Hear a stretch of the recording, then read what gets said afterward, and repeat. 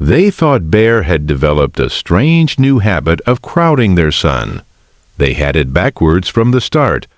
Thaddeus Onyekachi Wren was a paramedic with 8 years on ambulances. He had pulled people out of car wrecks and talked frightened parents through the worst nights of their lives. He believed, reasonably, that very little in his own home could surprise him anymore. His son, Rowan, was 7 months old. Bear was a 3-year-old Bernese Mountain Dog, 60 pounds, gentle as a piece of furniture, who had never once shown an interest in crowding anyone. That changed on a Saturday morning that started like any other. Rowan was propped against a cushion on the living room floor, babbling to himself, when Bear got up from his spot by the window and walked over. Instead of lying nearby the way he usually did, he pressed his entire body against Rowan's side, pinning him gently but firmly against the cushion. "Bear, back up," Thaddeus said, nudging the dog with his foot. Bear shifted an inch and immediately leaned back in, this time with his head resting directly on Rowan's chest. Thaddeus had seen dogs get possessive with toys. He'd seen dogs get jealous of new babies. He hadn't seen this particular behavior before, and his mind, trained to categorize risk quickly, filed it under concerning. "He's never done this," he said to his wife Ingrid, who was folding laundry nearby. "Maybe he just wants attention," she offered. Maybe. Thaddeus didn't sound convinced. He pulled Bear off Rowan a second time, more firmly. Bear sat for exactly 4 seconds before lying back down against the baby's side, head heavy on his small chest again, eyes half closed but somehow still alert. Something about the stillness bothered Thaddeus more than movement would have. He'd learned, on calls, that stillness in the wrong context was rarely good news. He crouched down and checked Rowan over. Color, breathing, responsiveness. Everything looked ordinary. Rowan even smiled at him. By mid-afternoon, the behavior hadn't stopped. Bear followed Rowan from the living room to the nursery, lying against him every single time. Ingrid set him down, refusing every redirect, every command. When Ingrid finally scooped Rowan up to change him, Bear paced at her heels the entire way, whining low in his throat. "That's it," Thaddeus said. "Something's off with him. We should keep him in the yard for a bit until he calms down." Ingrid hesitated, then nodded. She trusted her husband's instincts. He built a career on reading situations fast. They walked Bear out to the fenced yard. He went without resistance, but he stood at the gate afterward, staring at the house, and didn't lie down.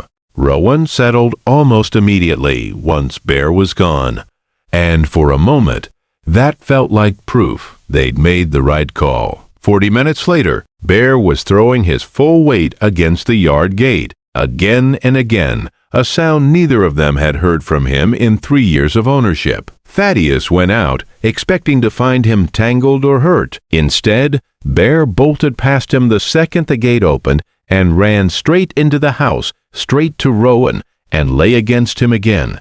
Harder this time, more insistent, nose pressed to the baby's cheek. That was when Thaddeus noticed it.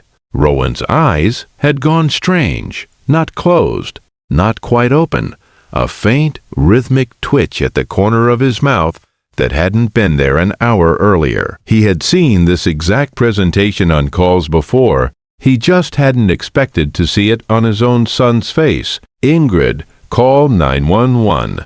Now." The emergency room pediatric neurologist, Dr. Farouk Delacroix Nwosu, reviewed the timeline carefully afterward. "This looks like early febrile seizure activity that hadn't fully presented yet, subtle enough that most parents, even trained ones, would miss the earliest signs. The twitching you caught was already the second stage.